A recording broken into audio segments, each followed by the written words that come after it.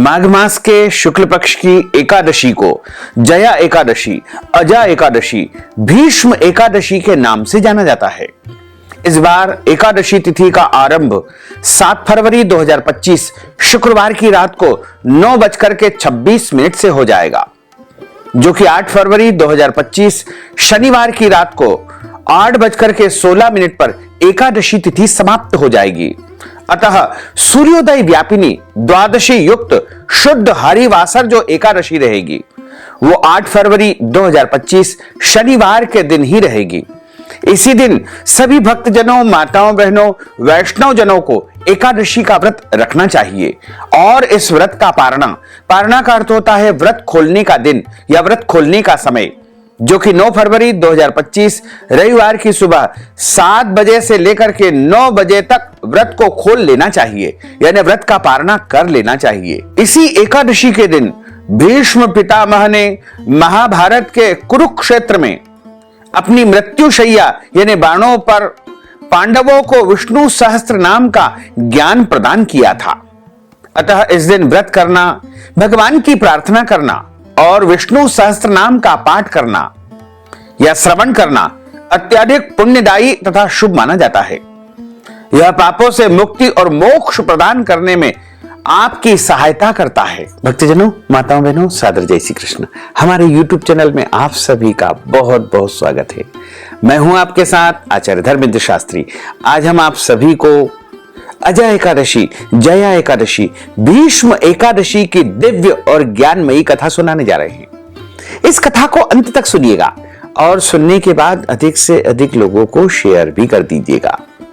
तो सबसे पहले आपको और आपके पूरे परिवार को जया एकादशी, अजा एकादशी की बहुत बहुत शुभकामनाएं एवं बधाइयां। भगवान श्री हरि लक्ष्मी नारायण जी का भरपूर आशीर्वाद आप सभी के जीवन पर सदैव बना रहे। आप सभी सुखी रहें, स्वस्थ रहें, व्यस्त रहें, मस्त रहें, निरंतर उन्नति तथा प्रगति को प्राप्त करते रहें। विष्णु एकादशी गीता तुलसी विप्रोधे नमः, असारे दुर्ग संसारे षटपदी मुक्तिदायिनी। अर्थात भगवान श्री हरि विष्णु जी का पूजन करना, एकादशी का व्रत रखना, गीता जी का पाठ करना, तुलसी जी का दर्शन एवं पूजन करना, ब्राह्मण देवताओं की सेवा करना, उनको दान करना, उनको भोजन करवाना, गौ माता की रक्षा और सेवा करना, ये 6 कार्य इस कठिन संसार सागर को पार करने हेतु मोक्षदायक, मुक्तिदायक बताए गए हैं।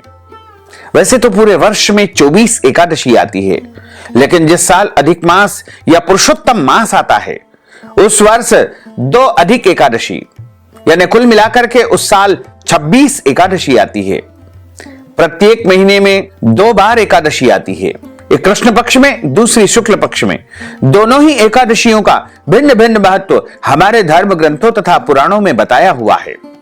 एकादशी का व्रत भगवान श्री हरि लक्ष्मी नारायण जी का परम प्रिय व्रत है और एकादशी का व्रत करने से मनुष्यों के कई जन्मों के पाप जड़ से नष्ट हो जाते हैं तथा उनके पुण्यों का उदय होता है। जब मनुष्य के जन्म जन्मांतर के पाप नष्ट हो जाते हैं तभी उन्हें सांसारिक और भौतिक सुखों की प्राप्ति होती है। जो भक्तजन, माताएं, बहनें एकादशी का व्रत करते हैं उनको दशमी तिथि से लेकर के द्वादशी तिथि तक कुछ महत्वपूर्ण नियमों का पालन अनिवार्य रूप से करना चाहिए। दशमी के दिन एक समय शुद्ध एवं सात्विक भोजन करें। इस दिन चावल, शहद, लहसुन, प्याज, मांस, मदिरा, मसूर की दाल, कटहल की सब्जी का उपयोग भोजन के रूप में नहीं करना चाहिए। दशमी तिथि के दिन पराये अन्न अर्थात दूसरे के घर का भोजन नहीं करना चाहिए। यदि किसी कारणवश दूसरे के घर का भोजन करना पड़े तो उसके निमित्त प्रायश्चित स्वरूप कुछ न कुछ दान पुण्य आपको कर देना चाहिए। दशमी के दिन ब्रह्मचर्य व्रत का पालन करते हुए शुद्ध और पवित्र भाव से एकादशी के दिन सुबह जल्दी उठ करके स्नान करके पूजा अर्चना करके एकादशी व्रत का संकल्प धारण करना चाहिए। इस बार दशमी तिथि के सभी नियमों का पालन 7 फरवरी 2025 शुक्रवार को करना है। वहीं एकादशी का व्रत 8 फरवरी 2025 शनिवार को रखना है और इस व्रत का पारणा का अर्थ होता है व्रत खोलने का दिन, जो कि इस बार 9 फरवरी 2025 रविवार के दिन व्रत को खोलना है यह व्रत का पालना करना है। 8 फरवरी 2025 शनिवार को सुबह जल्दी उठकर के ब्रह्म मुहूर्त में स्नान कर लेना चाहिए। सुबह 4 बजे से ही आपका व्रत आरंभ हो जाएगा और पद्म पुराण के उत्तरखंड के अध्याय 64 में श्लोक नंबर 34 में लिखा हुआ है। इस श्लोक का यदि आप श्रवण कर लेंगे तो भी आपका संकल्प माना जाएगा। इस श्लोक में लिखा हुआ है, एकादश्याम निराहार स्थित्वाहम परेहनि भोक्ष्यामि पुंडरीकाक्ष शरणम में भवाच्युत। हे कमल नयन, हे वासुदेव, हे जनार्दन, हे अच्युत, मैं एकादशी के दिन निराहार रह करके दूसरे दिन ही भोजन करूंगा। इस प्रकार यदि आप संकल्प मानसिक रूप से धारण कर लेंगे तो भी आपका संकल्प माना जाएगा। और यदि आपके घर में संकल्प करने की व्यवस्था है तो आप पूर्व दिशा की तरफ मुंह करके आसन पर बैठ करके शुद्ध घी का या तिल के तेल का दीपक प्रज्वलित करके तथा पूजा की थाली में पीले पुष्प, तुलसी जी का पत्ता, कुछ पैसे, सुपारी और अक्षत के स्थान पर जौ या तिल रख लीजिए, शुद्ध जल रख लीजिए और हाथ की मुद्रा को इस प्रकार रख करके हाथ के मध्य भाग में जल रख लीजिए और उसमें आपको कुछ पैसे, सुपारी, जौ, तिल और पुष्प तथा तुलसी पत्र रख करके, दक्षिणा रख करके संकल्प का श्रवण करना चाहिए या उच्चारण करना चाहिए। सबसे पहले आप बोलिएगा ओम विष्णवे नमः, ओम विष्णवे नमः, ओम विष्णवे नमः। ओम तिथिर्विष्णु स्थावारो नक्षत्रम विष्णुरेव च योगश्च करणम विष्णु सर्वम विष्णुमयं जगत्। ओम विष्णुर्विष्णुर्विष्णु श्रीमद्भगवतो महापुरुषस्य विष्णोर आज्ञया प्रवर्तमानस्य अद्य श्री ब्रह्मणोन्हि द्वितीय प्रार्धे श्री श्वेतवारः कल्पे वैवस्वत मंत्रे अष्टाविंशतितमे कलियुगे कलि प्रथम चरणे भूर्लोके भारतवर्षे भरतखंडे जम्बूद्वीपे आर्यावर्तांतर्गत ब्रह्मवर्तेक देशे अवंतिकायाम विशाला क्षेत्रे मध्य प्रदेशे भोपाल मंडलांतर्गते ही भोपाल नामनी नगरे ही संवत 2081 मासानां मासे पुण्य पवित्र मासे माघ मासे ही शुभै ही शुक्ल पक्षै ही एकादश्यायाम पुण्यतिथयोः मंदवास्रान्वितायां मृगशिरा दिवस नक्षत्रे वृषभ राशिस्ते श्री चंद्रैः मकर राशिस्ते श्री सूर्यैः वृषभ राशि स्थे श्री देवराज गुरु शेषेषु ग्रहेषु यथा यथम राशि स्थान स्थित सत्सु एवं ग्रह गुण गण विशेषण विशिष्टायाम शुभ पुण्य तिथौ। आप बोलिएगा मम आत्मनः, अपने नाम और गोत्र का यहां पर आपको उच्चारण करना चाहिए। श्रुति स्मृति पुराणोक्त वेदोक्त फल प्राप्त्यर्थम संकल्पित कामना संसिद्ध्यर्थम लोके सभायाम राजद्वारे व्यापारे कृषि कार्ये सेवा कार्ये यश विजय लाभादि प्राप्त्यर्थम मम इह जन्मनि जन्मांतरे वा सकल दुरितोपशमनार्थम आदि देविक आदि भौतिक आध्यात्मिक त्रिविध तापोपशमनार्थम वात पित्त कफ जन दोष परिहारार्थम आदित्याद्यावाहित नवग्रह देवताः प्रसन्नार्थम सर्व देवताः प्रसन्नार्थम कुल देवताः प्रसन्नार्थम पितृदेवताः प्रसन्नार्थम आदि देविक आदि भौतिक आध्यात्मिक त्रिविध तापोपशमनार्थम 10 विधि लक्ष्मी प्राप्त्यर्थम बहुविधि लक्ष्मी प्राप्त्यर्थम अप्राप्त लक्ष्मी प्राप्त्यर्थम प्राप्त लक्ष्म्योश्च चिरकाल संरक्षणार्थम सकल मन इच्छित कामना संसिद्ध्यर्थम लोके सभायाम राजद्वारे व्यापारे कृषि कार्ये सेवा कार्ये यश विजय लाभादि प्राप्त्यर्थम मम इह जन्मनि जन्मांतरे वा सकल दुरितोपशमनार्थम आदि देविक आदि भौतिक आध्यात्मिक त्रिविध तापोपशमनार्थम सर्व पाप दोष निवृत्त्यर्थम अद्य दिवसे माघ मासे शुक्ल पक्षे एकादश्यायाम व्रत कर्माहम करिष्ये। इस प्रकार संकल्प प्रभु को समर्पित करने के बाद हाथ जोड़ करके भगवान से प्रार्थना करें कि हे दीन बंधु, हे दीनानाथ, हे करुणा निधान, आज मैं माघ माह के शुक्ल पक्ष की एकादशी का व्रत करने जा रहा हूं या करने जा रही हूं। मैं सभी नियमों का पालन करते हुए पूरे विधि विधान के साथ में एकादशी का व्रत धारण करूंगा। यदि मेरे द्वारा जाने में अनजाने में ज्ञात अज्ञात कोई भी त्रुटि हो जाए, गलती हो जाए तो मुझे अबोध बालक जान करके आप क्षमा अवश्य ही प्रदान कर देना। इस प्रकार आपका एकादशी व्रत का संकल्प हो जाएगा। अब आपका व्रत आरंभ हो जाएगा। इस दिन भगवान का विशेष पूजन अर्चन करना चाहिए और विष्णु सहस्त्र नाम का भी इस दिन पूजन अर्चन करना चाहिए तथा विष्णु सहस्त्र नाम की पुस्तक का दान ब्राह्मण देवता को या मंदिर में भी आपको करना चाहिए। यदि संभव हो तो विष्णु सहस्त्र नाम का पाठ भी इस दिन करना चाहिए या फिर आप विष्णु सहस्त्र नाम का पाठ भी सुन सकते हैं। श्रवण करने का, पाठ करने का, दोनों का ही समान फल हमारे शास्त्रों में बताया हुआ है। एकादशी के दिन सूर्य भगवान को अर्घ्य प्रदान करें, सूर्य भगवान को जल दे, माता पिता को, गुरुजनों को, पूज्य पुरुषों को प्रणाम करके उनका आशीर्वाद प्राप्त करें। तुलसी जी का पूजन अर्चन करें। तुलसी जी के यहां शुद्ध दीपक यानी तुलसी जी के यहां शुद्ध घी का दीपक या तिल के तेल का दीपक प्रज्वलित करें। गौ माता का पूजन अर्चन करें। संभव हो तो गौ माता को हरी घास या फिर फल या फलाहारी वस्तु ही खिलाए। इस दिन अन्न का सेवन किसी को भी नहीं करना चाहिए। यदि आप एकादशी का व्रत करते हैं या नहीं भी करते हैं, दोनों ही परिस्थिति में आपके घर में चावल का उपयोग नहीं करना चाहिए। यानी इस दिन अपने घर में चावल नहीं बनाना चाहिए। जो एकादशी का व्रत करते हैं उनको फलाहार का ही सेवन करना चाहिए। सर्वोत्तम फलाहार गाय का दूध और दूध से बनी समस्त वस्तुएं बताई गई है। फलाहार के रूप में सभी प्रकार के फलों का और अन्य सब्जियों का, आलू का, साबूदाने का और अन्य शुद्ध और पवित्र वस्तुओं का आप उपयोग कर सकते हैं। ध्यान रखें, फलाहार में सादे नमक का उपयोग नहीं करना चाहिए। फलाहारी नमक का और काली मिर्च का इसमें विशेष रूप से उपयोग करने का बताया गया है तथा फलाहार में हल्दी का उपयोग नहीं करना चाहिए। पूजन पाठ में हल्दी का उपयोग कर सकते हैं, कोई दोष नहीं लगता है, लेकिन फलाहारी जो वस्तुएं आप बनाते हैं उनमें हल्दी का उपयोग नहीं करना चाहिए। एकादशी के दिन झूठ न बोले, क्रोध न करे, लड़ाई झगड़ा एवं वाद विवाद बिल्कुल न करे। ब्रह्मचर्य व्रत का पालन करना चाहिए। दाढ़ी कटिंग या शेविंग नहीं करवाएं, नाखून न काटे, शरीर के अंग के कोई भी बाल काटना या कटवाना वर्जित माना गया है। किसी भी प्राणी का, किसी भी जीव का, किसी भी मनुष्य का अपमान या अनादर नहीं करना चाहिए। दिन में सोना नहीं चाहिए।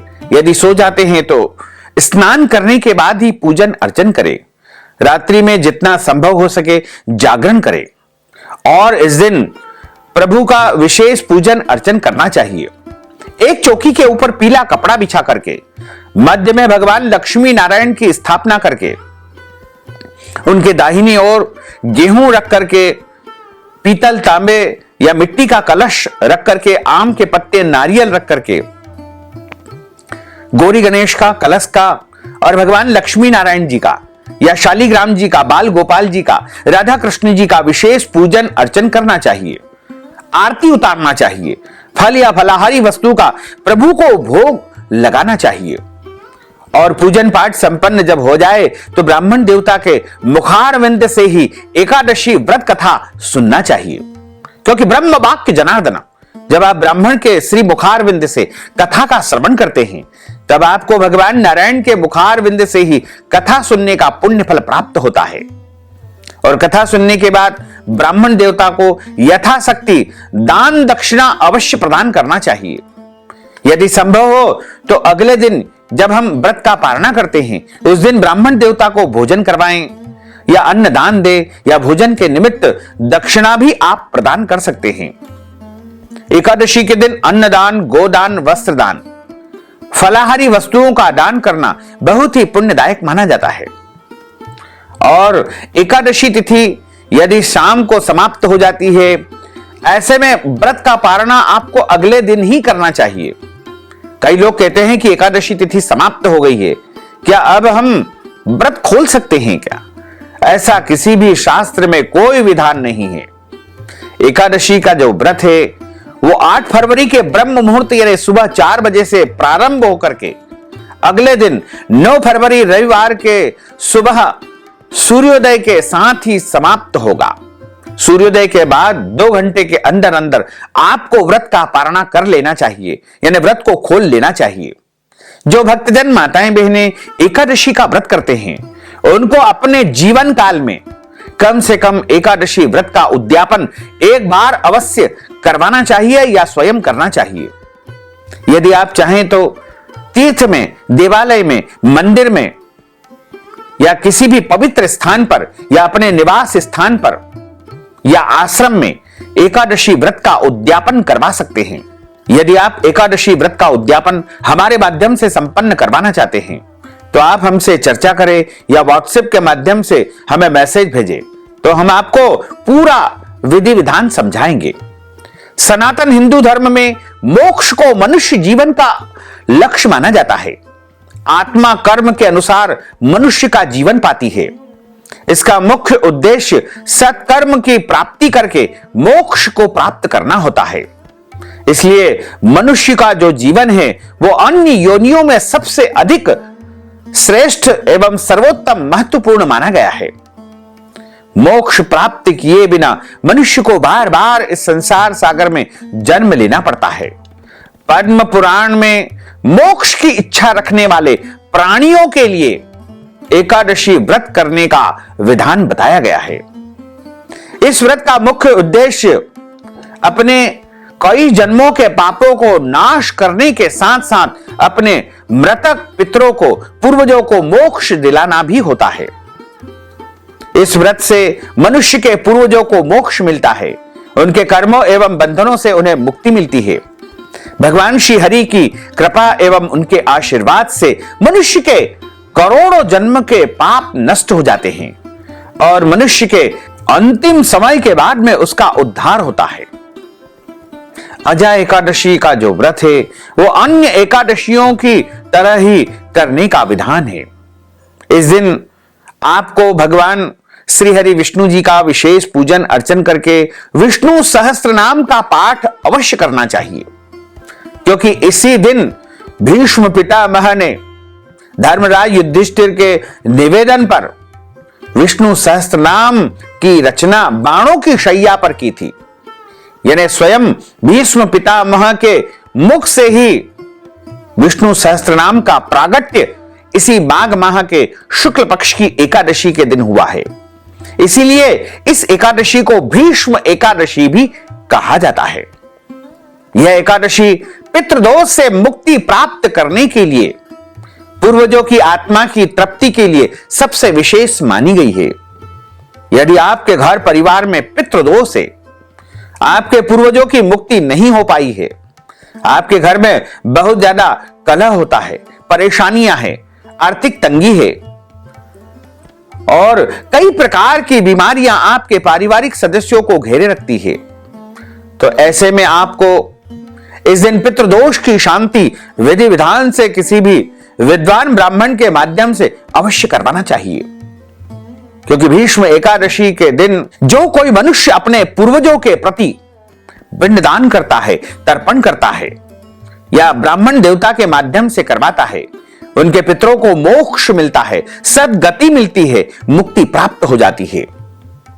माघ मास के शुक्ल पक्ष की जया एकादशी, अजा एकादशी, भीष्म एकादशी तिथि का आरंभ 7 फरवरी 2025 शुक्रवार की रात को 9:26 से हो जाएगा, जो कि 8 फरवरी 2025 शनिवार की रात को 8:16 पर एकादशी तिथि समाप्त हो जाएगी। सभी भक्तजनों, माताओं, बहनों को, वैष्णव जनों को इस बार एकादशी का व्रत 8 फरवरी 2025 शनिवार के दिन ही रखना चाहिए और इस व्रत का पारणा 9 फरवरी 2025 रविवार की सुबह 7 बजे से लेकर के 9 बजे तक करना चाहिए। तो भक्तजनों, माताओं, बहनों, यदि आप जया एकादशी, अजा एकादशी का उद्यापन हमारे माध्यम से करवाना चाहते हैं या फिर एकादशी के निमित्त कोई भी दान पुण्य यदि आप करना चाहते हैं तो आप हमारे गूगल पे, फोन पे, पेटीएम नंबर, अकाउंट नंबर के माध्यम से नगद धनराशि पहुंचा करके माघ मास के शुक्ल पक्ष की एकादशी का संपूर्ण पुण्य फल प्राप्त कर सकते हैं। साथ ही आप सभी से अनुरोध है कि हमारे इस ज्ञानवर्धक वीडियो को अंत तक गुरुर् ब्रह्मा गुरुर्विष्णु गुरुर्देवो महेश्वर गुरु साक्षात परब्रह्म तस्मै श्री गुरुवे नमः। श्री अखंड मंडलाकारं व्याप्तं येन चराचरं तत्पदं दर्शितं येन तस्मै श्री गुरुवे नमः। कृष्णाय वासुदेवाय हरये परमात्मने प्रणतः क्लेशनाशाय गोविंदाय नमो नमः। वसुदेव सुतं देवं कंसचाणूरमर्दनं देवकी परमानंदं कृष्णं वंदे जगद्गुरुं।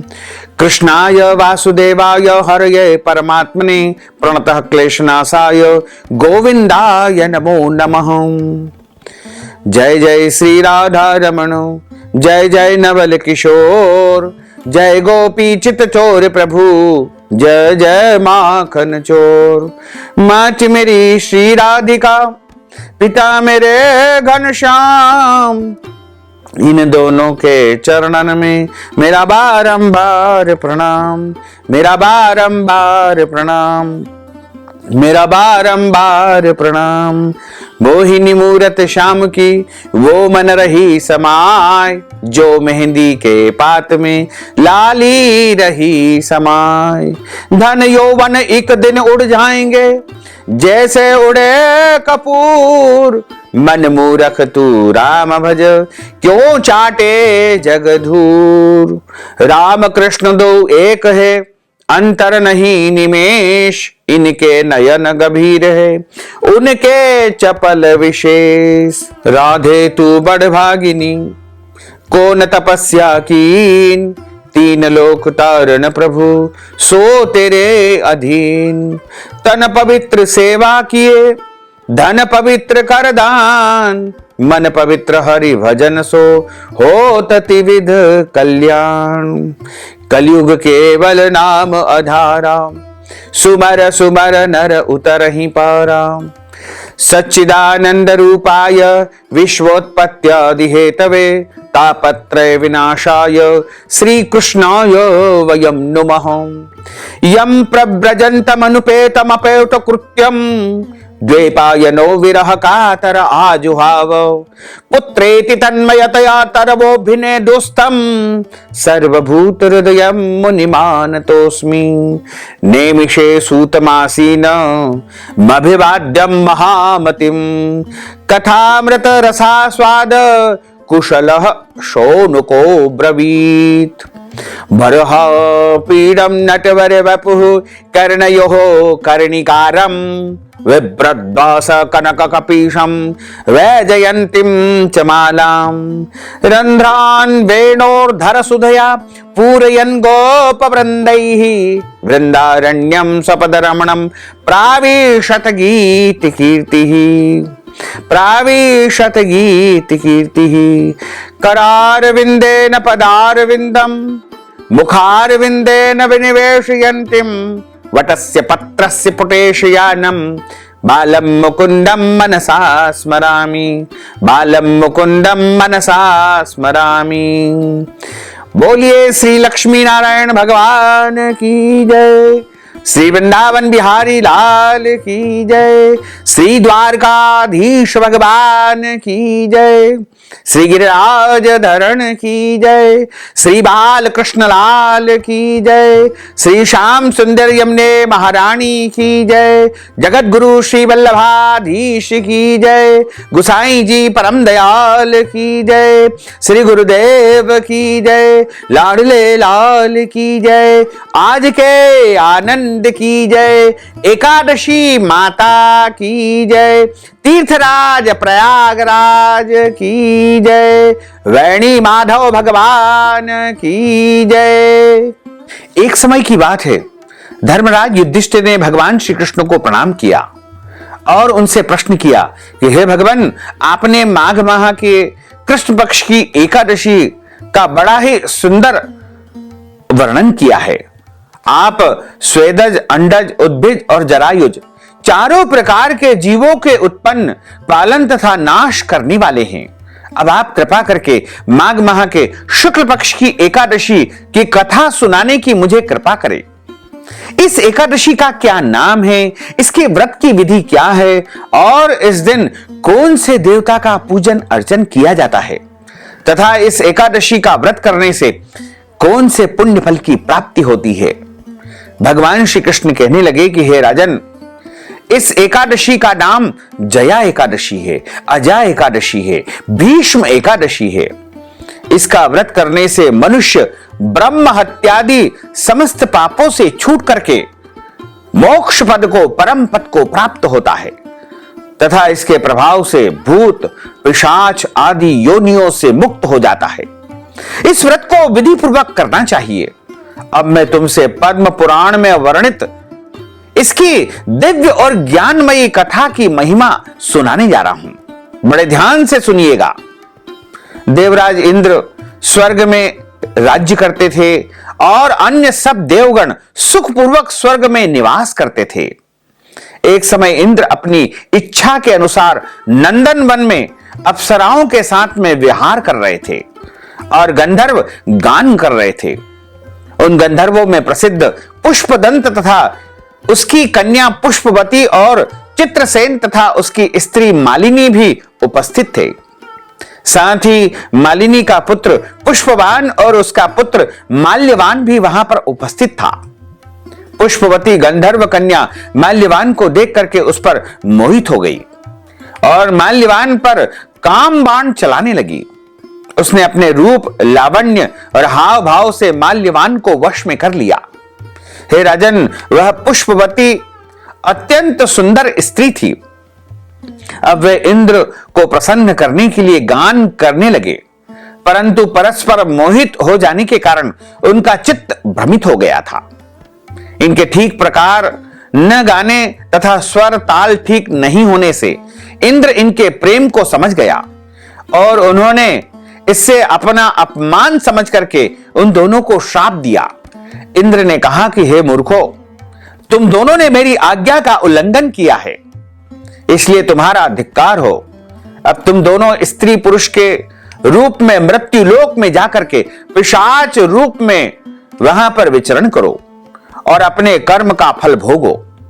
इंद्र का ऐसा श्राप सुनकर वे अत्यंत दुखी हो गए और हिमालय पर्वत पर दुख पूर्वक अपना जीवन व्यतीत करने लगे। उन्हें गंध, रस तथा स्पर्श आदि का कुछ भी ज्ञान नहीं था। वहां उनको महान दुख प्राप्त हो रहा था। उन्हें एक क्षण के लिए भी नींद नहीं आती थी। उस जगह अत्यंत शीत थी, इसके कारण उनके रोंगटे खड़े रहते और उस ठंड के मारे, उस जाड़े के मारे, शीत के मारे दांत भी उनके कट कट बजते रहते थे। एक दिन पिशाच ने अपनी पत्नी से कहा कि पिछले जन्म में हमने ऐसे कौन से पाप किए थे जैसे हमको यह दुखदाई पिशाच योनि प्राप्त हुई है। इस पिशाच योनि से तो नरक के दुख सहना ही उत्तम है। अतः हमें अब किसी प्रकार का पाप नहीं करना चाहिए। इस प्रकार वे दोनों विचार करते हुए अपने कठिन दिनों को व्यतीत कर रहे थे। देवयोग से तभी माघ मास के शुक्ल पक्ष की जया नामक एकादशी आई। उस दिन उन्होंने कुछ भी भोजन नहीं किया और कोई भी गलत कर्म, पाप कर्म बिल्कुल नहीं किया। केवल फल फूल खाकर ही अपना दिन व्यतीत किया और सायंकाल के समय महान दुख से पीपल के वृक्ष के नीचे बैठ गए। उस समय सूर्य भगवान अस्त हो रहे थे। उस रात को अत्यंत ठंड थी, बहुत कड़ाके की ठंड थी।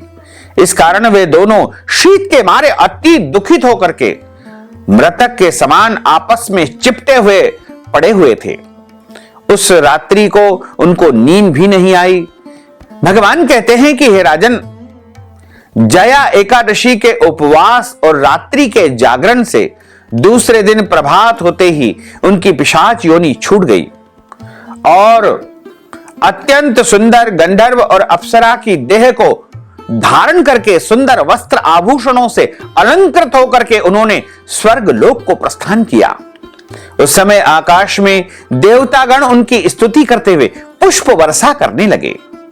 स्वर्ग लोक में जाकर के इन दोनों ने देवराज इंद्र को प्रणाम किया।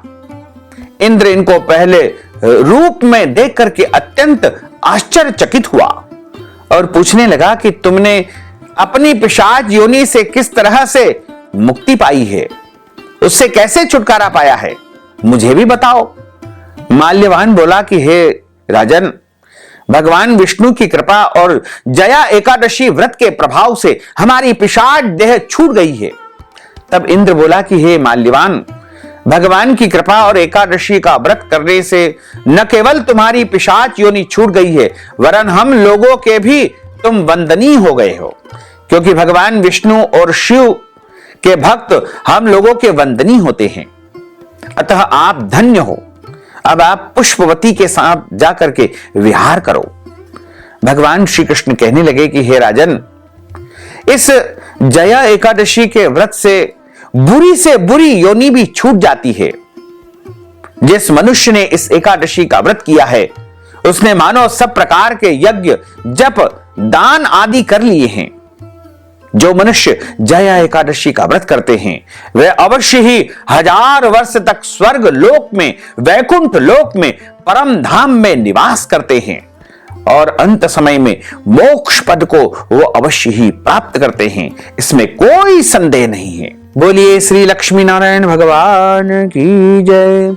अच्युतम केशवम राम नारायणम कृष्ण दामोदरम वासुदेवम हरे श्रीधरम माधवम गोपिका वल्लभम श्री जानकी नायकम श्री रामचंद्रम भजे जानकी मनोहरम सर्वलोक नायकम श्री शंकरादि सेवितम पुण्य नाम कीर्तनम श्री राम राम राम राम राम नाम तायकम रामा कृष्ण वासुदेवा भक्ति मुक्तिदायकम रामा कृष्ण वासुदेवा भक्ति मुक्तिदायकम हरे राम राम राम हरे हरे हरे कृष्ण कृष्ण कृष्ण हरे हरे श्री कृष्ण गोविंद हरे मुरारे है नाथ नारायण वासुदेवा है नाथ नारायण वासुदेवा है नाथ नारायण वासुदेवा है नाथ नारायण वासुदेवा। बोलिए श्री लक्ष्मी नारायण भगवान की जय। अब हम सभी मिलकर के प्रभु की आरती का गायन करेंगे। ओम जय जगदीश हरे स्वामी जय जगदीश हरे भक्त जनों के संकट दास जनों के संकट क्षण में दूर करे। ओम जय जगदीश हरे जो ध्यावे फल पावे दुख विनसे मन का स्वामी दुख विनसे मन का सुख संपत्ति घर आवे सुख संपत्ति घर आवे कष्ट मिटे तन का। ओम जय जगदीश हरे मात पिता तुम मेरे शरण गहूं में किसकी स्वामी शरण गहूं में किसकी तुम बिना और न दूजा प्रभु बिना और न दूजा आस करूं मैं किसकी। ओम जय जगदीश हरे तुम पूर्ण परमात्मा तुम अंतरयामी स्वामी तुम अंतरयामी पार ब्रह्म परमेश्वर पार ब्रह्म परमेश्वर तुम सबके स्वामी। ओम जय जगदीश हरे तुम करुणा के सागर तुम पालन करता स्वामी तुम पालन करता मैं सेवक तुम स्वामी मैं सेवक तुम स्वामी कृपा करो भरता। ओम जय जगदीश हरे तुम हो एक अगोचर सबके प्राणपति स्वामी सबके प्राणपति किस विध मिलहूं दयामय किस विध मिलहूं दयामय तुमको मैं सुमति। ओम जय जगदीश हरे दीन बंधु दुख हरता तुम ठाकुर मेरे स्वामी तुम रक्षक मेरे अपने हाथ उठाओ अपनी शरण लगाओ, द्वार पड़ा तेरे। ओम जय जगदीश हरे, विषय विकार मिटाओ, पाप हरो देवा, स्वामी पाप हरो देवा। श्रद्धा भक्ति बढ़ाओ, श्रद्धा प्रेम बढ़ाओ, संतन की सेवा। ओम जय जगदीश हरे, तन मन धन सब कुछ है तेरा, स्वामी सब कुछ है तेरा।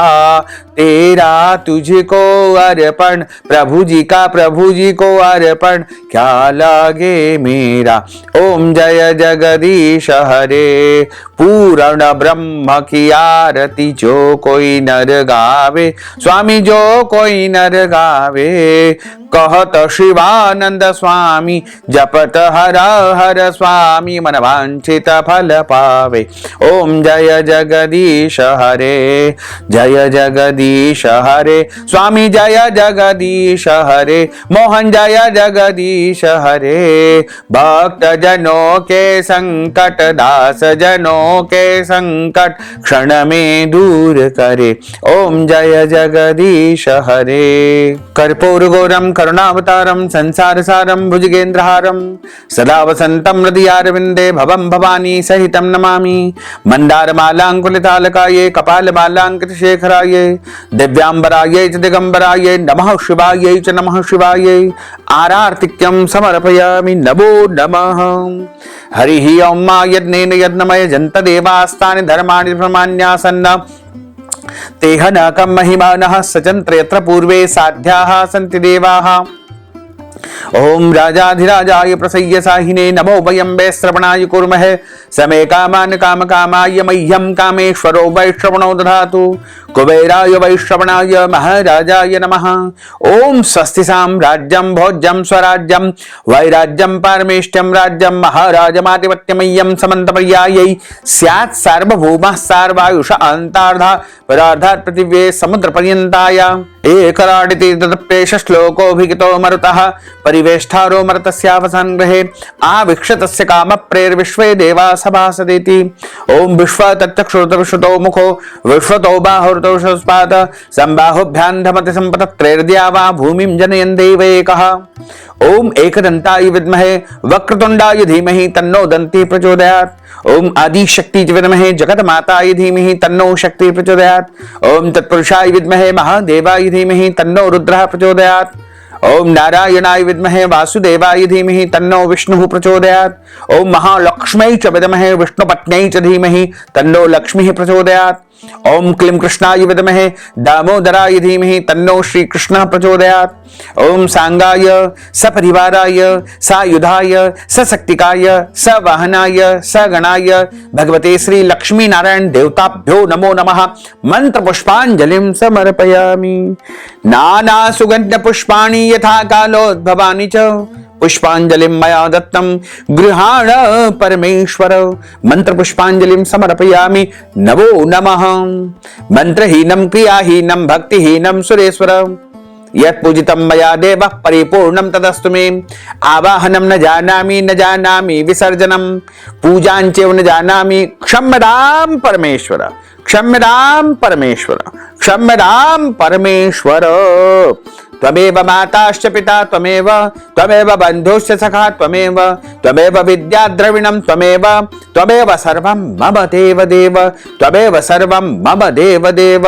बोलिए श्री लक्ष्मी नारायण भगवान की जय, श्री द्वारकाधीश भगवान की जय, श्री वृंदावन बिहारी लाल की जय, श्री गोवर्धन नाथ भगवान की जय, श्री गिरिराज धरण की जय, श्री बाल कृष्ण लाल की जय, श्री श्याम सुंदर यमुने महारानी की जय, जगत गुरु श्री वल्लभाधीश की जय, गुसाई जी परम दयाल की जय, श्री गुरुदेव की जय, लाडले लाल की जय। धर्म की जय हो, अधर्म का नाश हो, प्राणियों में सद्भावना हो, विश्व का कल्याण हो, सनातन धर्म की जय हो, गौ माता की जय हो, नगर नगर बस्ती की जय हो, आज के आनंद की जय हो, कल के आनंद की जय हो, परसों के आनंद की जय हो, बरसों बरसों के आनंद की जय हो। ओम नमः पार्वती पते, हर हर महादेव हर। काल हर, कंटक हर, दुख हर, दारिद्र हर, आनंद की लहर कर। जय जय श्री राधे श्याम सीताराम। साधु जी सीताराम। भक्तजनों, माताओं बहनों, यदि आप जया एकादशी, अजया एकादशी के निमित्त दान दक्षिणा प्रदान करना चाहते हैं, हमारे माध्यम से उद्यापन करवाना चाहते हैं, या वस्त्रदान, अन्नदान, गोदान या कोई भी दान पुण्य यदि आप जया एकादशी, अजया एकादशी, भीष्म एकादशी के निमित्त करना चाहते हैं, तो इस हेतु हमारे गूगल पे, फोन पे, पेटीएम नंबर, अकाउंट नंबर के माध्यम से नगद धनराशि पहुंचा करके, व्हाट्सएप के माध्यम से अपना नाम और गोत्र हमें भेज करके माघ माह के शुक्ल पक्ष की एकादशी का संपूर्ण पुण्य लाभ प्राप्त कर सकते हैं। साथ ही आप सभी से अनुरोध है कि हमारे इस ज्ञानवर्धक वीडियो को अपने सभी परिचितों को, रिश्तेदारों को, मित्रों को और अन्य सगे संबंधियों को शेयर करके पुण्य लाभ अवश्य प्राप्त करें। साथ ही लाइक करिएगा, कमेंट करिएगा, और यदि अभी तक आपने सब्सक्राइब नहीं किया है तो अभी और इसी समय सब्सक्राइब कर लीजिए, ताकि इसी प्रकार की ज्ञानवर्धक वीडियो आपको सबसे पहले प्राप्त हो सके, आपको और आपके पूरे परिवार को। सादर जय श्री कृष्ण, सादर धन्यवाद।